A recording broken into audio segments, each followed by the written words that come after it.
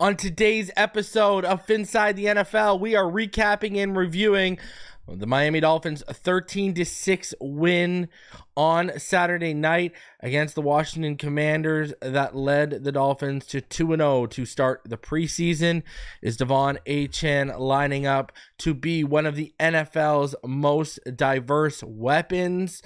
We will talk about all the injuries that went down as Mike McDaniel gave us a little bit of an update during his media availability. Plus, we'll go over the PFF grades, the snap counts, and all that good stuff. So please do me the favor, smash the like button, subscribe if you are new, and let's get into this.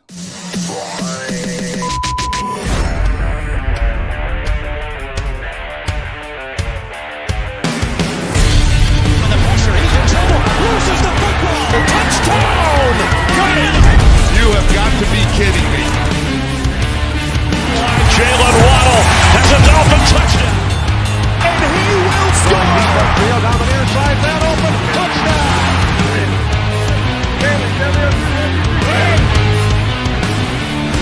The run from Tua Tagovailoa.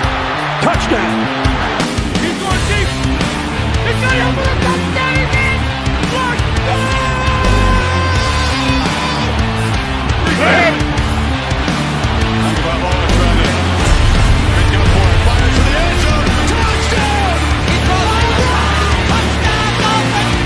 Beautiful day to be a Dolphin fan.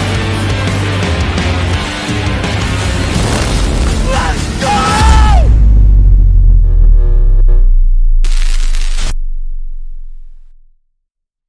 What is good, Fin Nation? What's good? It's your boy Reason, and we are back here for another one on this beautiful Sunday after the Dolphins' second preseason win to start the preseason. Now they gear up for their third and final preseason game of the year against the Tampa Bay Buccaneers, and I know we're all feeling real good, especially how Tua and the offense looked. Now I still do have some concerns with what we even saw from the ones with the offensive line, but we'll talk about that as we get into the show. As you come through today, please do me the favor, smash that like button, subscribe if you are new, and I'm going to start it off a little different way. I want you guys to put in the chat, who would you give your game balls to? Now, me personally, I'm going to go Eric Izakama. Needed to step up yesterday, and he did. It could be Eric Izakama or De'Von Achane for me, but he needed to step up yesterday. He definitely did. And he had a good game, and right when he needed to. So for stepping up in the moment, for stepping up when you needed to, I'm going to give Eric Izakama a lot of props. On the flip side, on the defensive side, I mean, yeah, you could go with Mo, you could go with Chop, but I'm going to give it to either Cam Smith or Jason Maitre. I apologize. Cam Smith or either Storm Duck. I thought both guys were pretty good. I think, yeah, hey, Aladino Moss says he gives Chris Brooks his offensive, game ball, and you can't have you can't argue that. Seth says McMorris is outperforming in almost every metric, that or Storm Duck. Yeah, I think Cam Smith, and this is why I would make the argument for Cam Smith. He whiffed on that tackle, and then his effort in space, tackling after that whiff was phenomenal. He was making sure no one was breaking a tackle off him after that, and he had that beautiful pass breakup. And then Storm Duck continues to just play above the UDFA status, as does Jason Maitre, as does Isaiah Johnson. But for me, on offense, Chris Brooks is a good one, but I got to go De'Von Achane, and there's a reason for that, and we'll talk about that later in the show, as well as, if I got to pick one, it'd probably be Eric Izakama, and then on the flip side, defense, it's got to be Cam Smith or Storm Duck for me.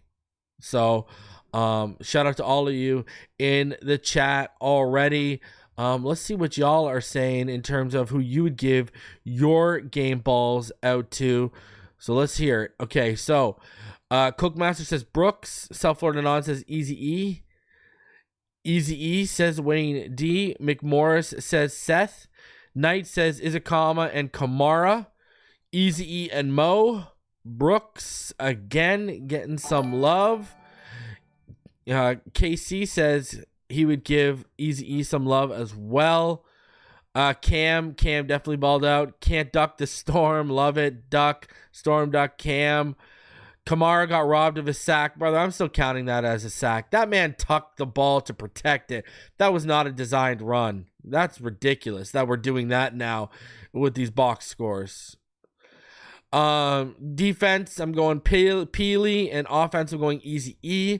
Elijah Campbell and Eazy-E, I like it. I like the Elijah Campbell love. I can't hate on it. Yeah, Duck does the arm flap. When he makes a play, he does the arm flap. It's hilarious.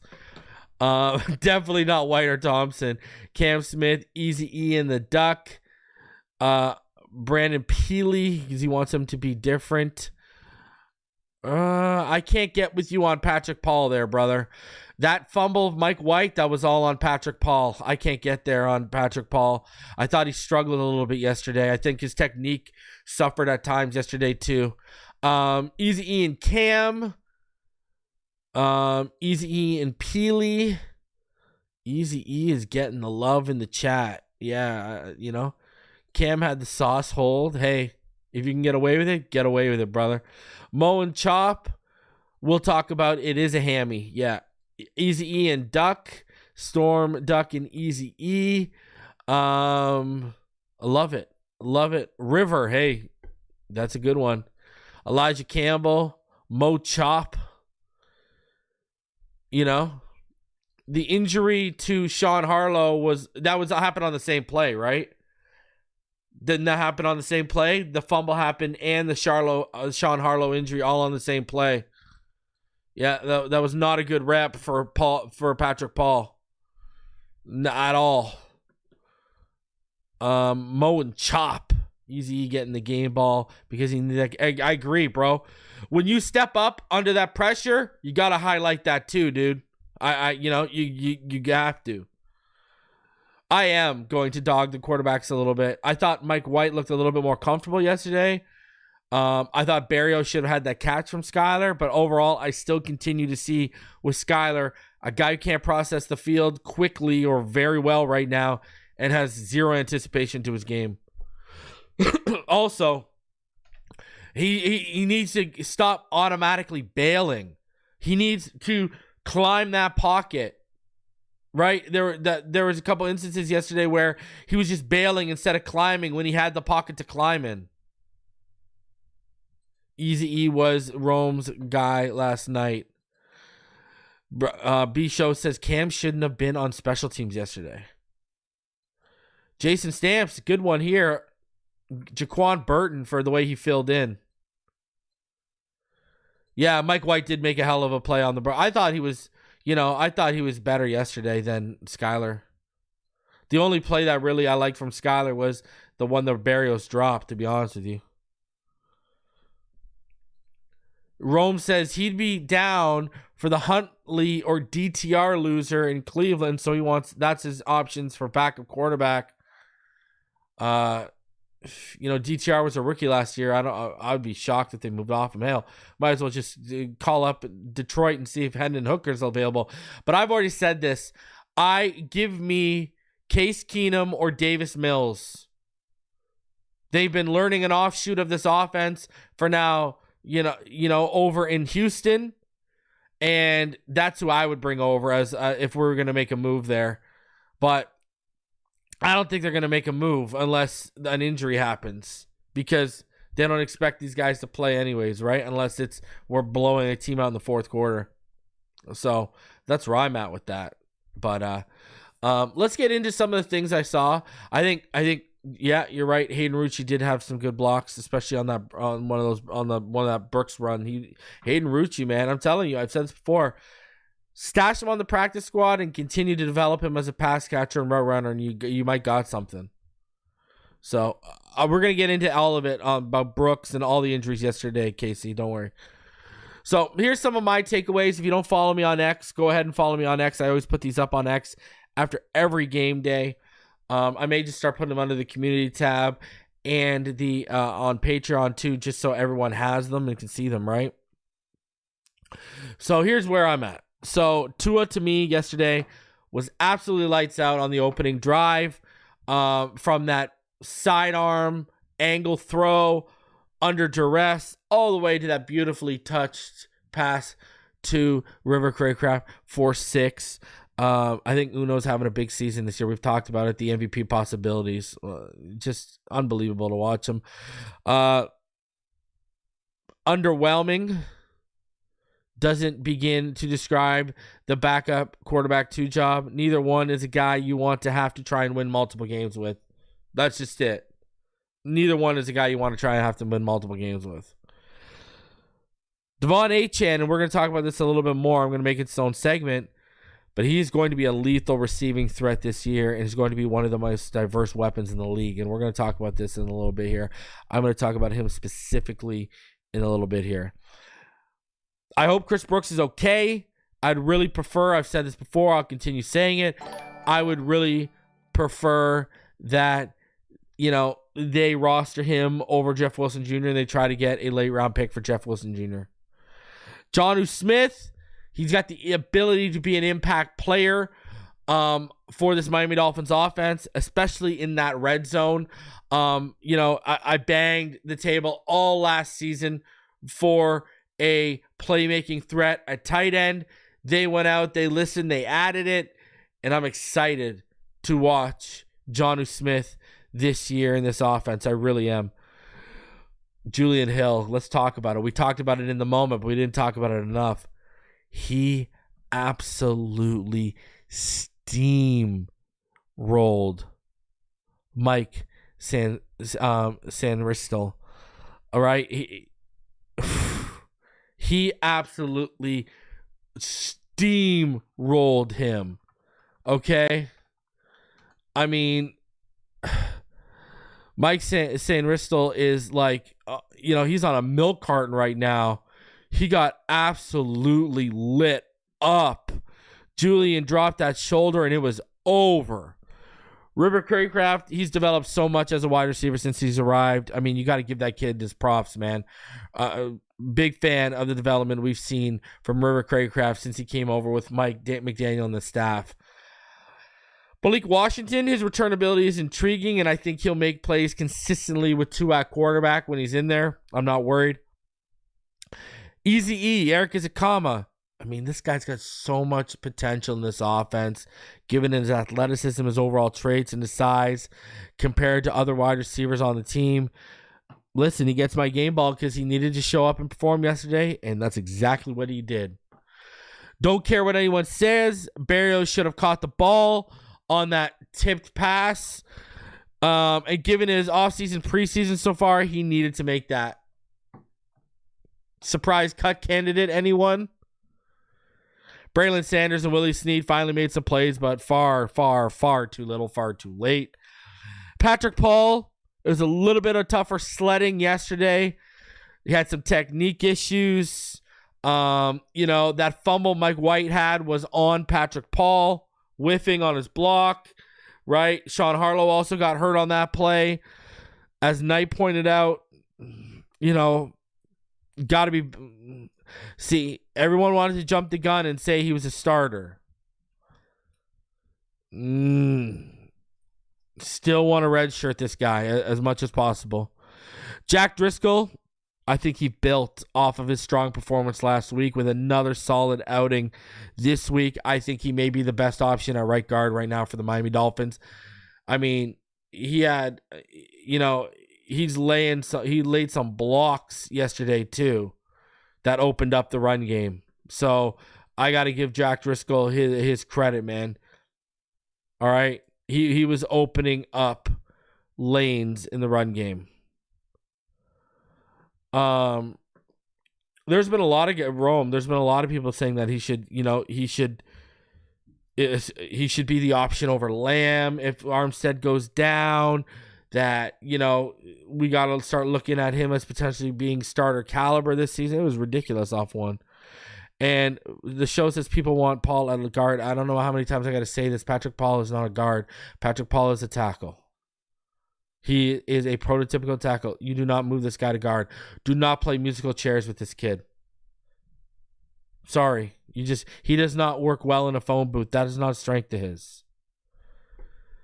Right?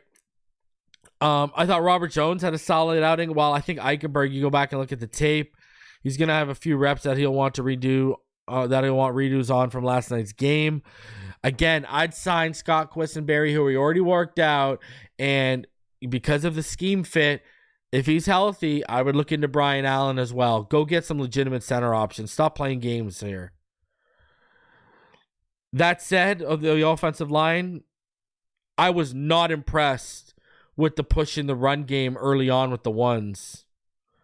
All right. I just was not impressed with the push in the run game we were getting when Tua's unit was out there. It was just not good enough. It was not acceptable.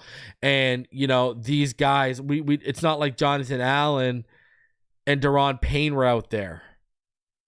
They were even getting pressure up through the middle on pass plays too. Was not a fan. That interior, not a fan. Now defensively, if not for that whiff early when he tried to make the tackle on McLaurin, Cam Smith would have unquestionably got my defensive ball. He may still get it. I've said him or Storm Duck, because that pass breakup was very impressive. And like I said, the effort he was making to stop everyone dead in their tracks and make sure no one broke a tackle off of him, I loved it. I loved what I saw from Cam Smith yesterday. Washed that bad play out of his mind and kept working hard and kept playing. I hope he's okay, and we'll talk about his injury in a little bit here. Don't worry about that. The run stop by Chop Robinson, to me, it fully displayed his explosiveness and how dominant his first step truly is. He did a great job of timing that snap. As he gets more consistent setting the edge, he's going to be a legit star. Chop's going to be a legit star once he gets more consistent with setting that edge. That's what he needs to do. They've been talking about how he's been more consistently setting the edge in practice over the last half dozen or so practices. We need to see that come over into the game film a little bit more. Speaking of rookies, I loved what I saw from Mo Kamara's game in his debut. I have complete and full faith that Anthony Weaver, Austin Clark, and that whole group of defensive coaches, they're going to make Mo Kamara and Chop the 3-down players we hope they blossom into. And like I said earlier when Knight brought it up, that was a sack. I'm not buying this tackle for a loss designed run. That quarterback was tucking the ball, so Mo didn't light him up and loosen the ball. That's what happened, in my opinion. Now, Neville Gallimore, to me, is a lock to make this 53. What a great low-risk, high-reward signing from Greer. And I think he's going to make some big plays for this team in this defensive tackle rotation this year. I tweeted it throughout the game. I said it on stream. I think Brandon Peely sneaks onto this 53. I really do. I really do. Though I think he just misses the cut. Speaking of defensive tackles, you can't knock Isaiah Mack's effort to make the most of his opportunities. I've been really impressed by what we saw by the Mack truck, baby. 2 straight weeks of Channing Tindall sacks. Somebody pinch me. I gotta be dreaming. Either way, shout out to Anthony Weaver and his aggressiveness. I know we only got a little small sample size. Jordan Brooks and David Long, hoping David Long's healthy, are going to be a great duo on the second level for this team, for sure. Another game, I thought, and another display of Curtis Bolton trying to cover as many blades of grass as there are on the football field and just racking up tackles. Just racking them. Loved what I saw again from Curtis Bolton. He had 6 tackles. I think he's going to be, once again, I think Curtis Bolton is going to be one of those guys that he's a tough decision come the roster cut down. Speaking of tough decisions, I do not want to make the decisions on Storm Duck, Jason Maitre, and Isaiah Johnson. They are going to be tough decisions come final the cuts. They have all outplayed their UDFA status, in my opinion, whether at practice or in these 2 preseason games, and I got to say it. I may just start a Jason Maitre fan club. Every rep he takes, that kid leaves every single thing on the field. Consider me a fan of this kid. And I'm starting to see that same from Storm Duck. I think Kohu, he's looked good throughout camp and in the preseason games. Maybe last year truly just was a sophomore slump, and we're going to see a leap in his game this year. We're going to see that step we were all hoping he would have taken last year. Might see it this year. Patrick McMorris, yeah, he was a little bit more quiet on the tackle stat sheet. I get that. But man, he had a really good play defending that one pass on third down that he broke up and forced the Commanders to punt. And he was also, because of the instincts I'm talking about. Again, we go back to the instincts. No offense to Troy Williams. But the instincts, he's in the right position right there because he's moving up into the box on run support. He's moving up. And because of his instincts, right in the position to recover that fumble. Patrick McMorris, they got something there on the depth. He's making this 53. Mark Perry, when we signed him as a UDFA, I told all y'all he was one of my, favorite UDFA signings, right? That's receipts are out there. I've been impressed with his play these 2 preseason games. I hope they can get him on the practice squad and continue his development. You might have something in Mark Perry if you can continue to develop him.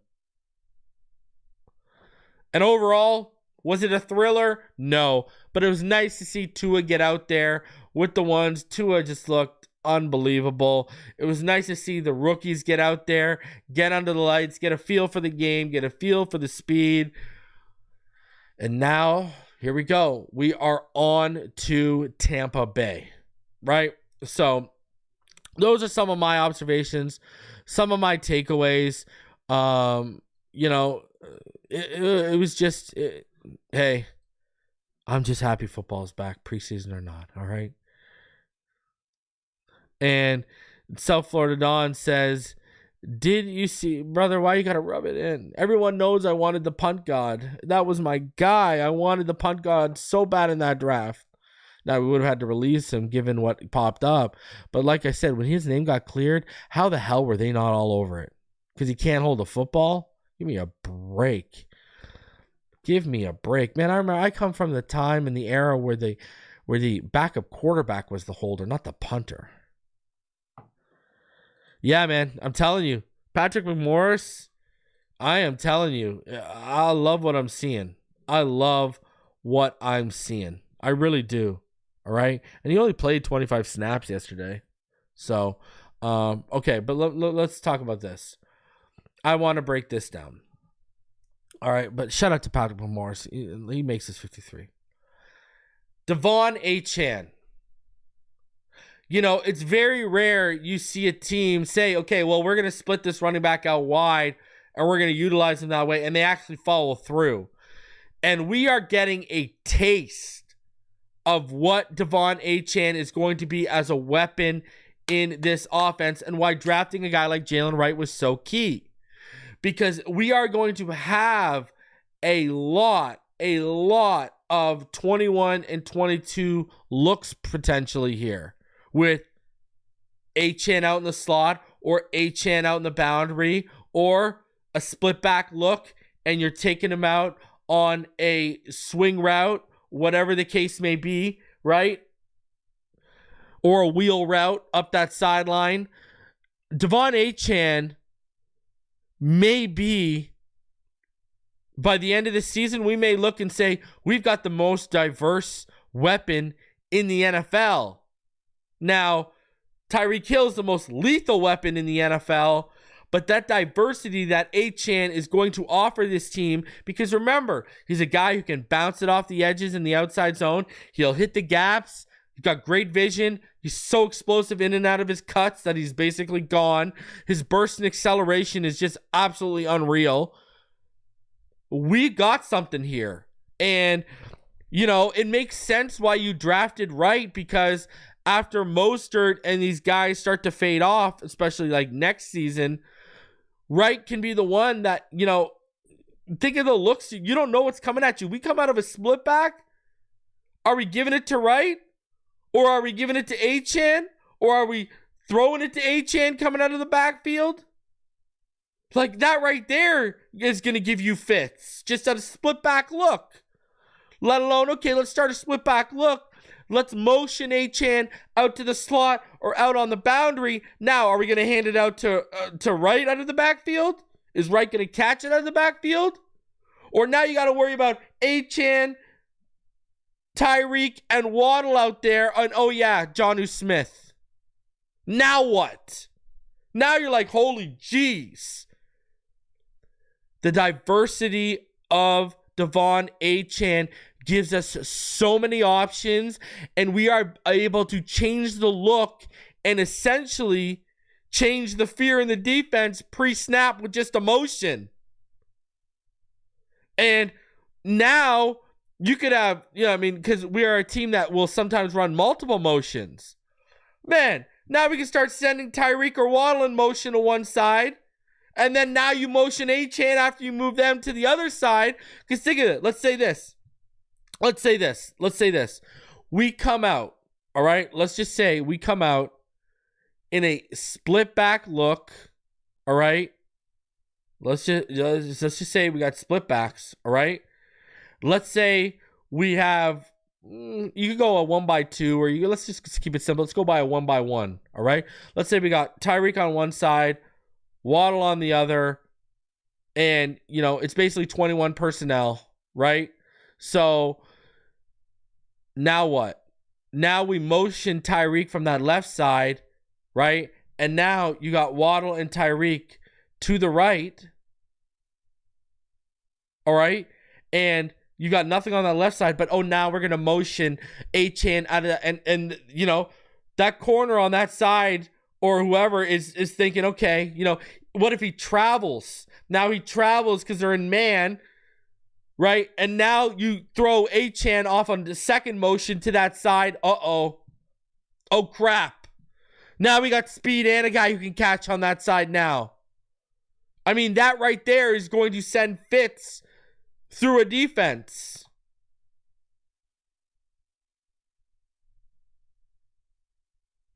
Like, that alone is going to send Fitz. And 21 personnel. Oh, and by the way, Jonnu's on the right side too, in line.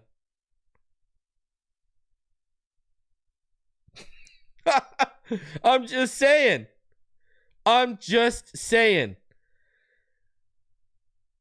That's scary. Think about that. 21 personnel, split back look, 1x1 with Jonnu in line on the right side. You motion Tyreek from the left to the right side. You now have Jonnu in line, Tyreek in the slot, Waddle on the boundary on the right side, right? They're in man. They're traveling. Now you second motion, Achane comes out to that left side, basically replaces Hill. Now they're like, oh, crap. They're going to have to pull a defender from somewhere, and you're going to get a mismatch, like, no matter what. You are going to complicate and confuse, and you are going to scare defenses. And I'm just giving you one basic look. Like, I'm just giving you one basic look. That's the kind of stuff that De'Von Achane and his diversity as a weapon is going to add to this offense, because they are going to make him a legitimate receiving threat this year. I mean, people tend to forget. And let's remember how many games he missed and he played, right? He was our 6th best receiver last year. And he missed games. He only played 11 games. And that was as a rookie. There's a real possibility Tyreek, Waddle, OBJ, Jonnu, and Achane are our top 5 receivers this year. With OBJ, Achane, and Jonnu, you can shuffle them from 3 to 5 however you want. I'm just saying, that is very, very, very, I mean, as a football nerd, I'm salivating. As a Dolphins fan, I'm doing the Birdman hand rub, baby. Let's go. Okay? We are going to be scary offensively this year as long as the O-line does its job. You come back to that point. Got to make that caveat, right? Have to make that caveat. as long as the O-line does its job.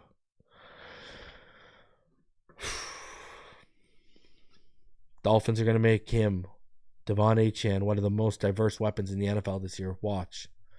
Over 405 people in the chat. Do me the favor, smash the like button. For all of you who are keeping tabs and showing love, man, which is a lot of you, that's for sure. And I appreciate each and every single one of you. Just so you know, yesterday we officially passed almost, well, we were 5 subs away from 16,000. All right. I need 5 new subs and we are passing 16,000. So subscribe if you're new, smash that like button. We are 5 subs away from 16,000 and passing that mark. Remember, I want to get to 20,000 by the end of this season. So let's make it happen, baby. All right. Let's get there. So support the channel any way you can. Donate. Smash. If you can't donate, smash that like button. All right. And, you know, that's simple. It takes 2 seconds. All right. Shout out to the Watch Mister. He says, man, I'm so freaking excited for the season. I can't begin to say. So am I, man. So am I, sir. I can't wait. I cannot wait, Watch Mister. Subscribe for an old lurker too. Let's go sub up. Again, shout out to Don. We are 5 away from 16K. So let's get there, all right? There's over 405 of you watching right now. Let's hop into it. Shout out to Daniel Ifusi, because I hit up Daniel Ifusi. I said, listen, bro, you're no longer on the beat. You know, you were getting those snap counts every Monday morning. Who can I rely on to do that, such as yourself? And what did Daniel Ifusi do? Hey, bro, here's where I get them. This is how you get them. And I checked it out today. And shout out to the access. And shout out to, if you have NFL Plus Premium, you now have access to NFL Pro, which is amazing in terms of the fill room and all that kind of stuff. You can now filter like certain all 22 clips. Like it's awesome stuff. If you haven't had a chance, if you have NFL Plus Premium, go check out NFL Pro. All right. But shout out to Daniel Ifusi for hooking your boy up. Appreciate you, sir. So let's get into it. That's my guy right there. So here were the snap counts. So you saw the most snaps yesterday were played by Ryan Hayes and Patrick Paul, as well as Andrew Meyer at center. Braylon Sanders had the most snaps out of all the wide receivers. Hayden Rucci had the most snaps with Tanner Connor and Jody Fortson out. And he made some plays yesterday, I thought, from blocking and catching the football. So Chasen Hines had had a lot of reps. So did Matthew Jones. Eric Isakama had 36 reps. He made the most of those. Jaquan Burton ended up getting a lot of reps because Brooks went down. So very interesting to see. And then you see how Malik Washington get a little less reps, but I think Malik's already a lock. That's why. Jack Driscoll, he only got about 40% of the reps yesterday. Chris Brooks only got 16% of the reps when you know he was on pace to get a whole hell. He would have had over 35 reps probably yesterday. Shout out to Julian Hill. You had 12 reps, and one of your reps is highlighted is you steamrolling life. I loved it. I loved it. And you saw Mike White and Skylar Thompson pretty much even, 25-27. Right? Tua Tagovailoa, McDaniel talked about it. He wanted Tua to get about like 10 reps. He ended up getting 11. And then when you go to the defensive side and you look at the defensive reps, Curtis Bolton led the way. Jason Maitre had the second most reps. Channing Tindall had the third most reps. Wyatt Ray made a play yesterday, and he's been getting reps since he came on. Mo Kamara ended up with 39 reps. That compared to 23 for Chop Robinson yesterday. Right? Brandon Peely, Isaiah Mack basically splitting reps, 27-26. Patrick McMorris only had 25 reps this week. It felt like, but hey, again, he made a tackle. He broke up a pass and he recovered a fumble on 25 reps. So even with limited reps, Patrick Morris is out here making plays. I mean, I'm going to continue to sing this kid's praises. Shout out to Patrick McMorris, man. And shout out to Jess in the chat. Go follow her on Twitter. All right. She's an awesome person. Go give her some love on Twitter. All right.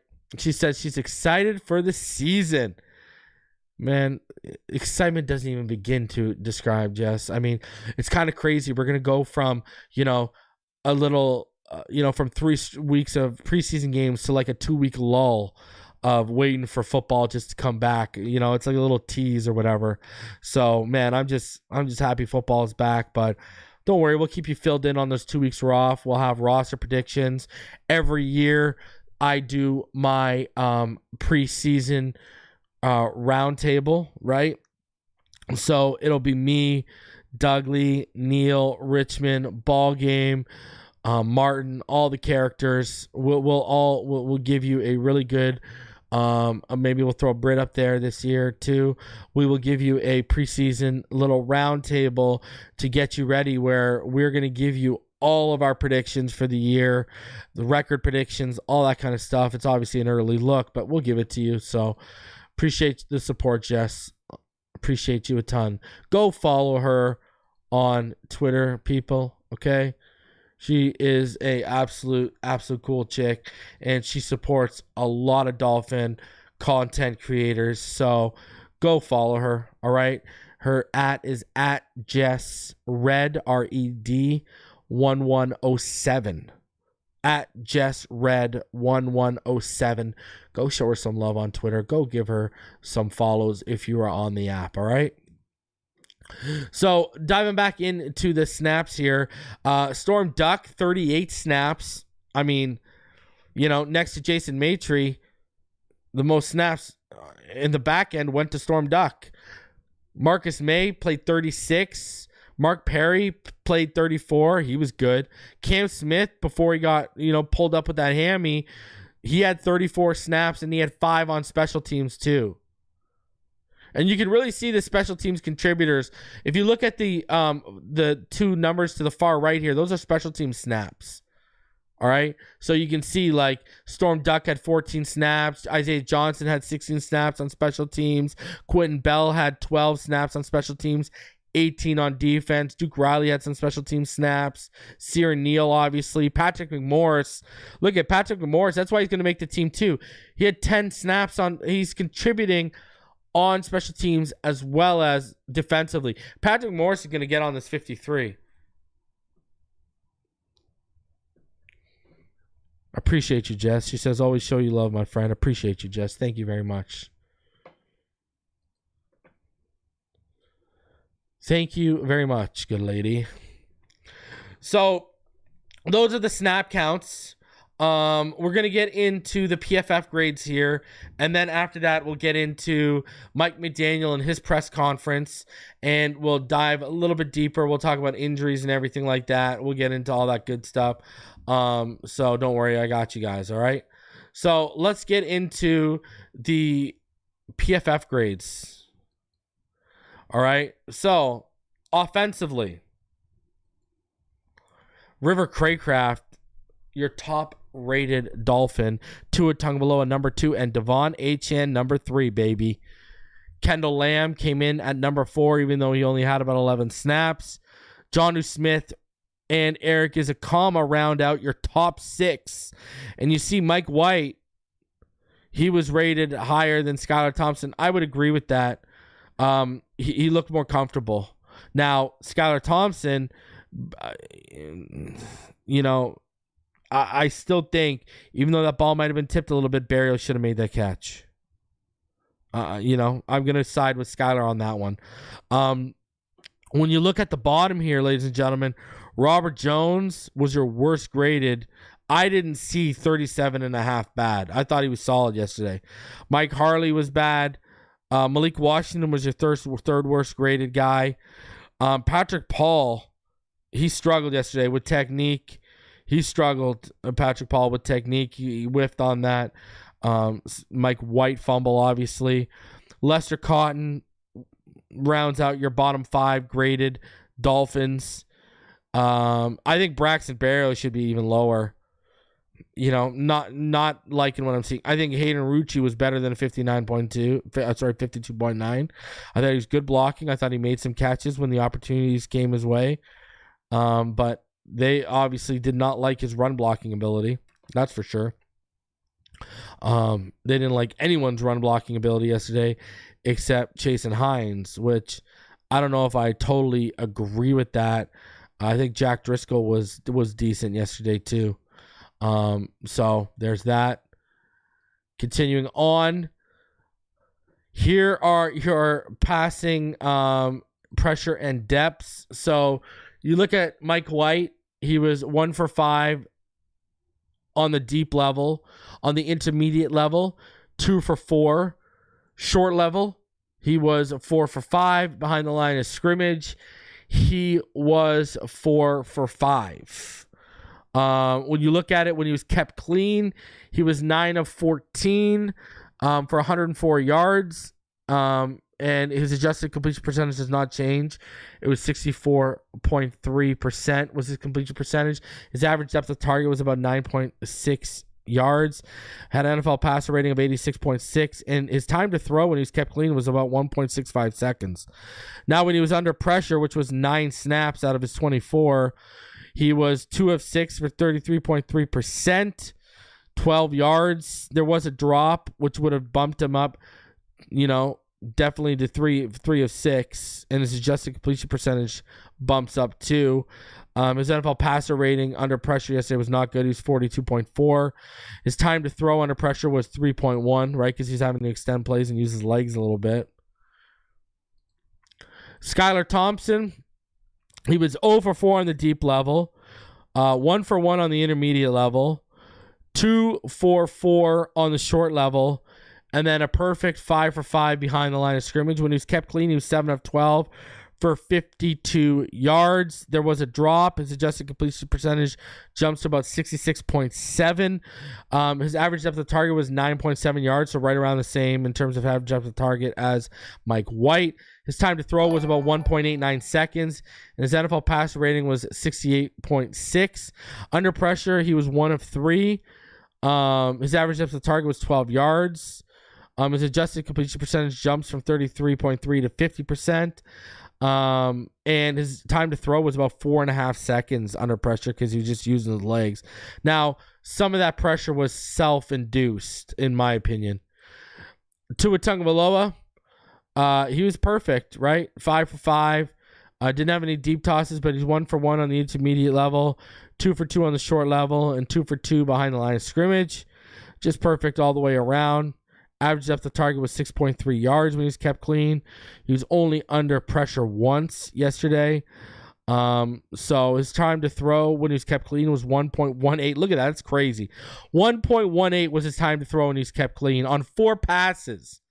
Think about that for a second. That's ridiculous. That is ridiculous. Under pressure, his time to throw was still only 2.8 seconds. That's nuts. My God. Now, when you go into blocking here, all right, the line, they only allowed about 6 pressures. Sean Harlow allowed a pressure. Jack Driscoll allowed a pressure. So did Chase and Hines and Ryan Hayes. And then, obviously, Patrick Paul and Andrew Meyer each allowed a pressure because they each allowed a sack. So, not bad. Only 6 pressures. Not bad. I ain't gonna hate. Now, defensively, when we hop over, look at Storm Duck was your highest graded defender yesterday, 86.8. David Aneni, he was your second highest graded defender. Jordan Colbert was number 3. Ciaran Neal was 4. Jason Matry at 5. Look at all the guys that are 70 or above. 13 players that are 70 above.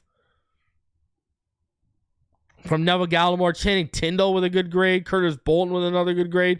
Cam Smith coming in with a 72.9. Marcus May and Kader Coe, who had good grades. Leonard Payne only had 16 reps, but he had a good grade. Love to see it. Love to see it when you look at it. And we'll get into the pressures and everything like that. But in the grading, your bottom guys, Jordan Brooks, Patrick McMorris graded out as one. I didn't see that.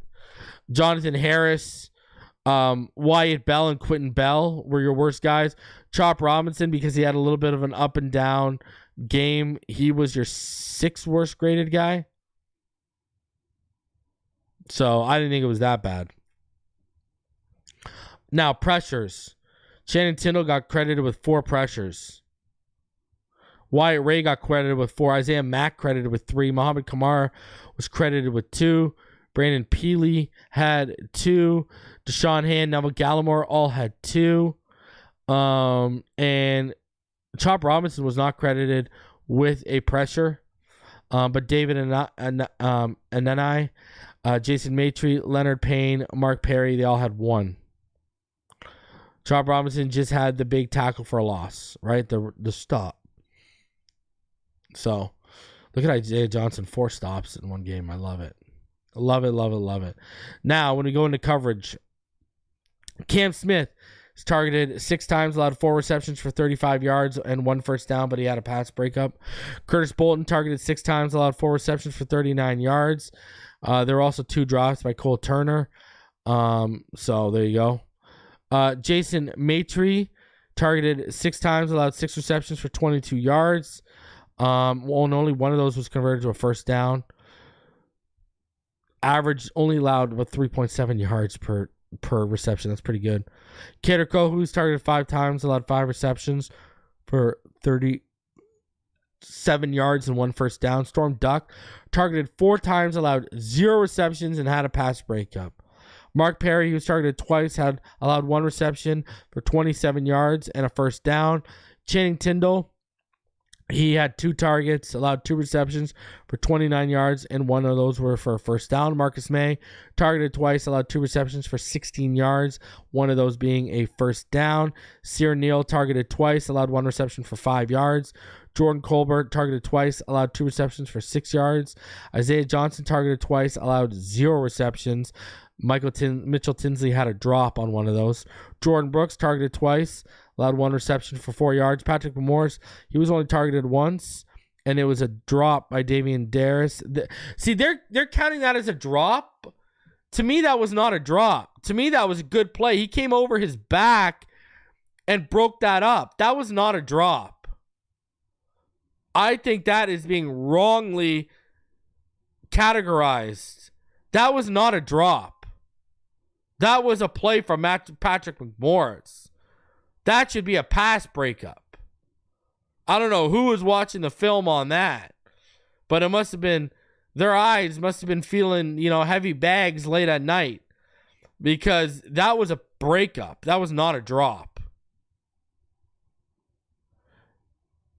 So, and I saw an argument one of the PFF staffers was having with someone on the timeline, actually. It was either just yesterday or the day before, about categorizing drops because they were miscategorizing stuff.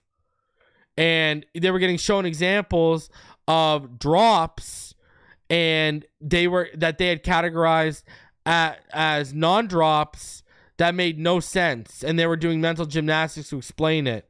That was not a drop. This is why you got to be careful with stuff like PFF, right? Because that plummets his... if that's a pass breakup instead of a drop, that changes Patrick McMorris' grade. Nick Needham, he was targeted once, allowed 1 reception for 7 yards. Kendall Fuller targeted once, allowed 1 reception to Diami Brown for 7 yards. Michael Wiley had 1 reception on 1 target against Ray Wyatt. Oh, sorry, my bad. Against Wyatt Ray. So there you go. That was for a first down. Elijah Campbell, who's targeted once, did not allow a reception. David Long was targeted once, and he allowed the reception for 8 yards.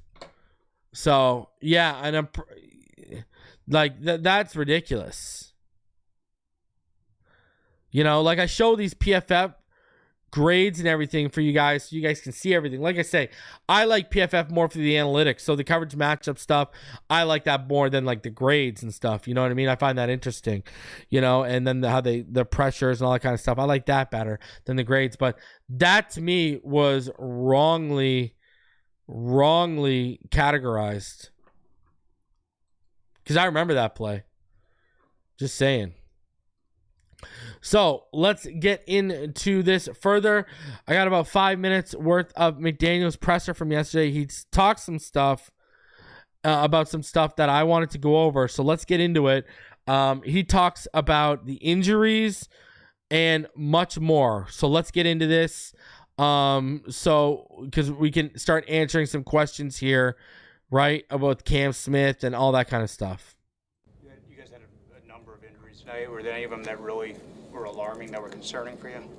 I haven't gotten wind of anything that's major extensive, but that doesn't mean that's there wasn't one. It's just the communication as you're going through one of those games, and there was a good amount of injuries on both sides.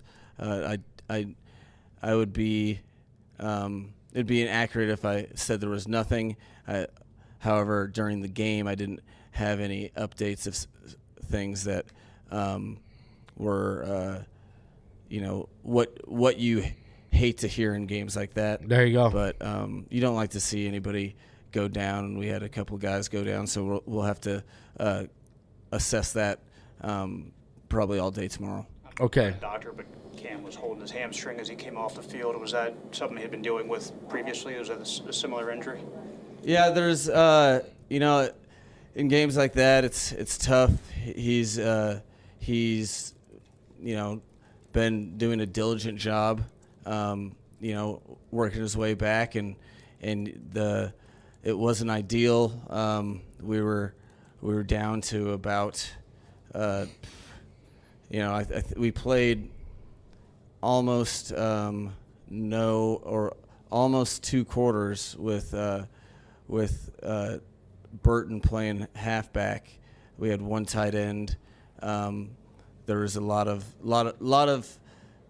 stress on the special teams. Let's just say that. So it wasn't an ideal situation, and hopefully he didn't injure it too drastically. He's done a good job getting himself back on the field, and I know he has the mental fortitude to do the same thing again.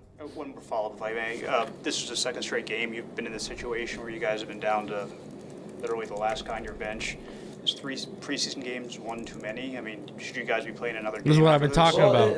That's a tricky question, because I think for me, the injuries are a part of the game. You do have to create some competitive environments to really assess who those the 53 and the 69 are, including practice squad. There's several years that stand out, that the 3rd and 4th preseason game are the reason why long tenured players in an organization were there to stay. That being said, I had the same resistance to changing the 4th preseason game. So for me, I'm just making sure that I have all of my attention on things that I can control. I think that guys need the opportunity. How much or how many opportunities we get in the preseason, that's up for debate. I know there's a lot of good competitions being settled right now in the NFL, and there are also a lot of good amount of injuries. So, shoot. What do you think? I think it's one too many. So during the game, the team owner, Stephen Ross, was interviewed by CBS, and among the things he said, if we stay healthy, we're certainly a contender for the Super Bowl. Do you like those types of comments? Absolutely. I think that means What's he going to say? No? He's... Of course. I think from a team perspective, a lot of times people are hesitate to talk about goals, in case you don't achieve them. I don't really operate that way. There's a lot of steps before that, so I don't think, necessarily it's on our guys' minds right now, because our goals are creating our standard and then winning the next game, and then you try to do the division, and then you try to win the conference, and you try to win the Super Bowl. So, but I like the building, and including the owner having the mindset of, let's be bold, don't be afraid of anything. We're going to compete, and that I think that brings out the best in people. I'm excited that he, I think that means he believes in the program, right? Yeah, it does. So but we've got a preseason game that follows 3 practices, and then we got to get ready for the Jacksonville Jaguars after that. So that's where we'll be concerned, but we're building to be our best selves, and that'll take tomorrow and then the next day to do it. Why was Jalen Wright not active tonight?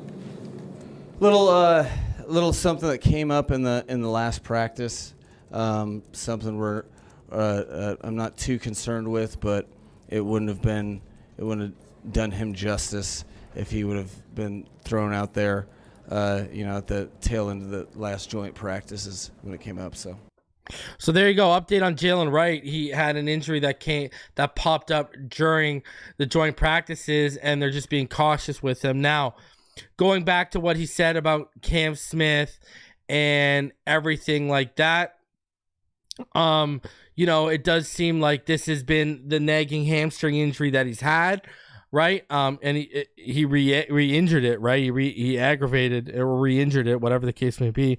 Now, he did say he didn't get any updates, so we know it's not a tear. We know it's nothing like serious like that. So hopefully it's just like a strain where he can, nurse it and get better. But man, he's got to stay healthy, and he's got, he had Cam Smith's another guy. He whiffed, but then he stepped up big time yesterday. He needs to continue stacking those reps on film. Obviously he's going to make the roster, but it's going to be interesting to see how he starts the season off. So, I mean, next week, too, against the Tampa Bay Buccaneers, we're not going to see Kendall Fuller and Jalen Ramsey. Probably not going to see very many starters at all. That's going to be the last dress rehearsal for a lot of these guys, right? So, that's when you get your full dose of the Storm Ducks and the Isaiah Johnsons and the Jason Maitres. And it would have been nice to see Cam Smith put together back-to-back good games. Now, remember, Chris Brooks, he took a helmet on helmet. He went down. River Craycraft went to the back with trainers after his touchdown. Sean Harlow went down. David Long and Ezekiel Vandenberg also suffered injuries at different points in the game. So, McDaniel did hint that it's too early to judge and determine how serious their injuries are. But again, he did say that he didn't get any of those updates that you just don't want to get during the game regarding injuries. So, there is good reason to have optimism that none of the injuries that happened yesterday were serious or will impact any of these players long term. The crazy thing about Cam Smith, though, is hammies. Man, they are a bitch, right? Again, we've talked about this in so many different ways this year. I love that this team is not afraid, from the players to management and now to the owner. They are not afraid to stare the expectations that have been placed upon them right in the face and say, yeah, we know the expectations, and our goal is to crush those expectations. So I love the vibe. I love the energy, and I love the mindset right now of this organization. This is the mindset of an organization that's going to win, never mind one playoff games, but a couple, and I love it. All right. Great article today from Barry Jackson that we'll go over here, where roster battles stand at every position after the Dolphins' second preseason game. So at running back, Chris Brooks' injury, which appeared to be shoulder or collarbone, decreases the chances of him making the initial 53. He was undergoing further testing on Sunday. Salvon Ahmed's chances to win that number 5 job already were questionable because of a recurring foot injury that has limited his practice participation and sidelined him. Meanwhile, Jeff Wilson remains out with an injury to his nose, but has a skill set that it has value to the team. Raheem Mostert, De'Von Achane, Jalen Wright, and Wilson are likely to be the top 4. If Brooks and Ahmed aren't retained for injury or performance reasons, Miami could scan the waiver wire for a 5th back. So I want Chris Brooks, if they're keeping 5, to be that guy, but I want him to be the 4. I'm hoping it's nothing serious, and hopefully it was like just a stinger or something with Chris Brooks. Hopefully it's nothing serious. We'll get an update tomorrow, that's for sure. Nothing changed Saturday aside from Wisconsin rookie Hayden Ritchie continuing to make a case for a player worth investing in, potentially on the practice squad. He's a physical blocker. He had caught 2 passes for 13 yards. There's no clear number 4 tight end on the roster, with Connor and Fortson remaining sidelined. Ritchie has at least given the Dolphins something to think about. Durham Smythe, Jonnu Smith, and Julian Hill are clear-cut top 3. And I've said this, right? Move Ritchie to the practice squad, continue to develop him as a route runner and as a pass catcher. Wide receiver, nobody helped himself more Saturday than Eric Ezukanma. Caught 5 passes for 65 yards, including an impressive 35-yarder from Mike White. If Odell Beckham Jr. begins the season on the physically unable to perform list, I don't think he will. Like I've said, my theory is he's going to return during while fans are no longer there. There could be room for both Ezukanma and rookie 6th rounder Malik Washington, who had a pedestrian night as the team's 5th and 6th receivers. Braylon Sanders, he's limping off Saturday. There appears to be no other serious candidate for the number 5 and number 6 job beyond Eric Ezukanma and Washington. Anthony Schwartz is injured, and Jaquan Burton, Willie Snead, Mike Harley, and Kyrick McGowan are long shots. Mike McDaniel is expected to offer an injury update on River Craycraft on Monday. He left Saturday's game after landing hard on his touchdown pass from Tua. Offensive line, though Lester Carton started at right guard, Jack Driscoll made his case with good work in the second half, including a key block on Brooks' 59-yard run. Fill-in center Lee Meichenberg will join the right guard competition after Aaron Brewer returns from a hand injury in the coming weeks. Sean Harlow, who has had a good 2 weeks, left with an injury, potentially sidetracking his bid for a roster spot. Man, sneak him on the practice squad. Skylar Thompson, who is being given every opportunity to unseat White for the number 2 job, did some good stuff, but also some stuff he could have done better, McDaniel said.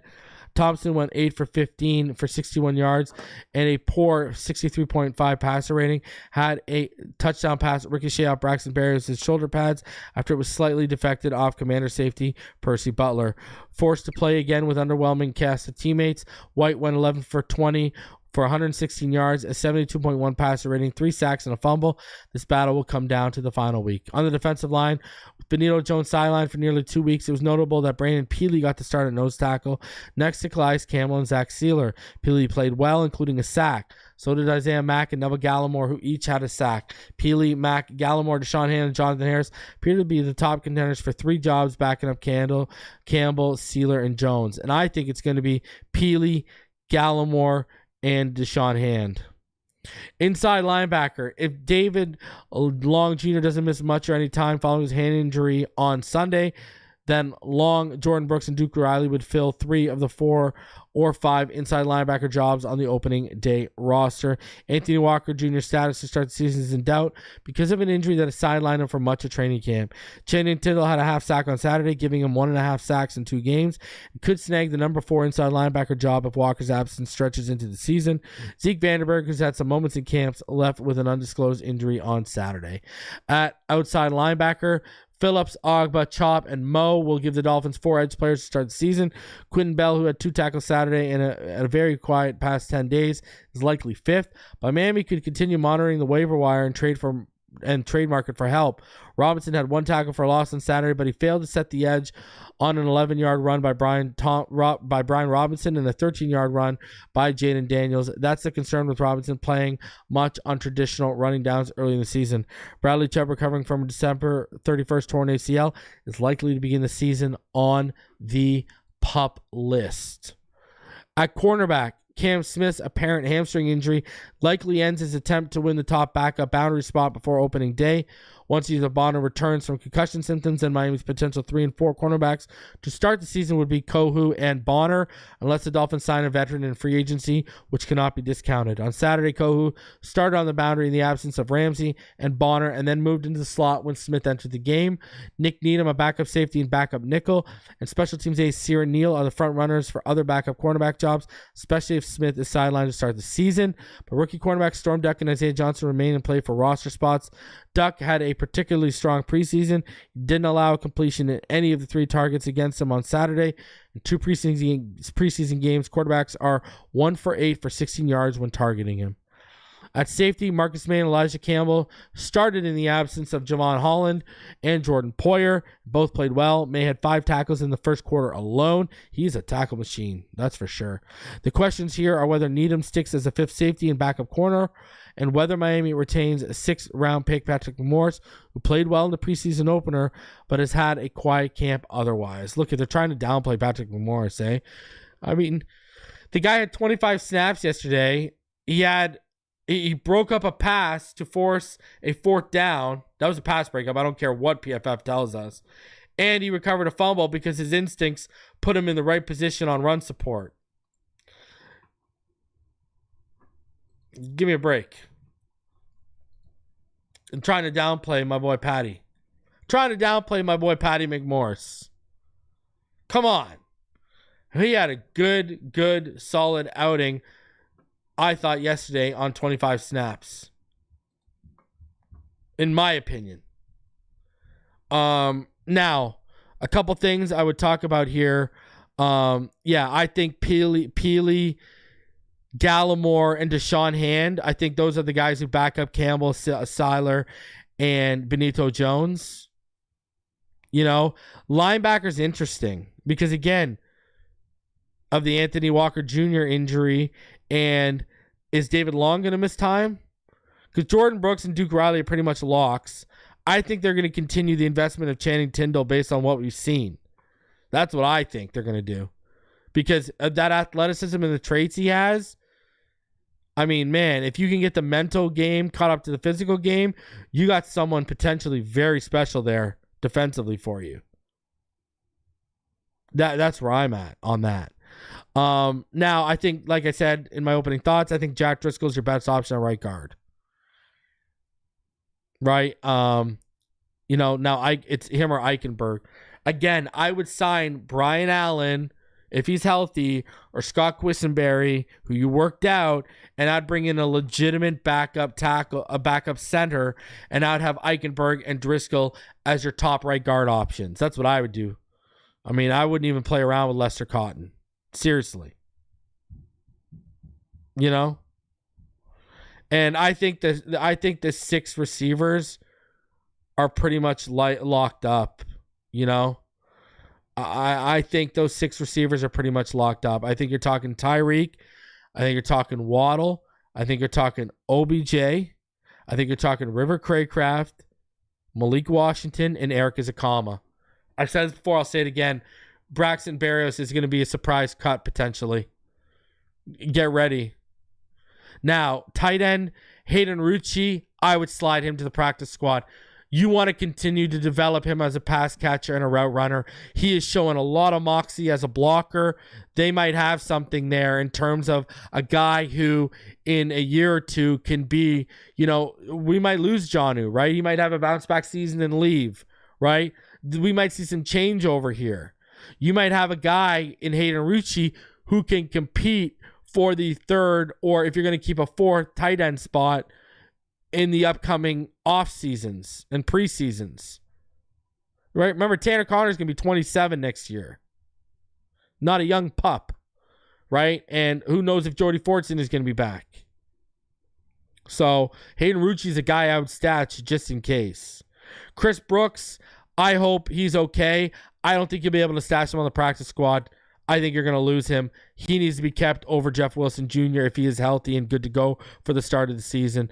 That's just my opinion. I would try to trade Jeff Wilson for 6th or 7th. Seriously. Now, obviously, Jalen Phillips, Ogba, Chop, and Mo are the top options at outside linebacker. I mean, really, what's the better option than Quentin Bell right now? He might win it by default. You know, they could scour the training camp cuts and open market. We will see. But, I mean, right now, what more options do you have than Quentin Bell? And at cornerback, again, this is going to be, it's going to be crazy. I mean, Needham offers you hybrid, and I think you got to keep Needham, hybrid safety corner, right? But look at the way guys like Storm Duck are performing and Jason Maitre are performing, you know? And again, Patrick McMorris, he's making this team. I'm sorry. Marcus May, Elijah Campbell, Jordan Poyer, and Javon Holland are making this team. And, Patrick McMorris, he's got to stick with this team too, for real. Over 400 of you in the room. Smash that like button. Subscribe if you're new.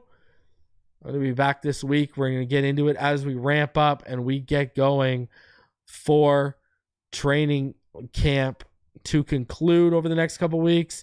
And we have the Tampa Bay joint practice and preseason game this week. So a lot of content coming. Smash the like button. I'll see y'all in the next one. Fins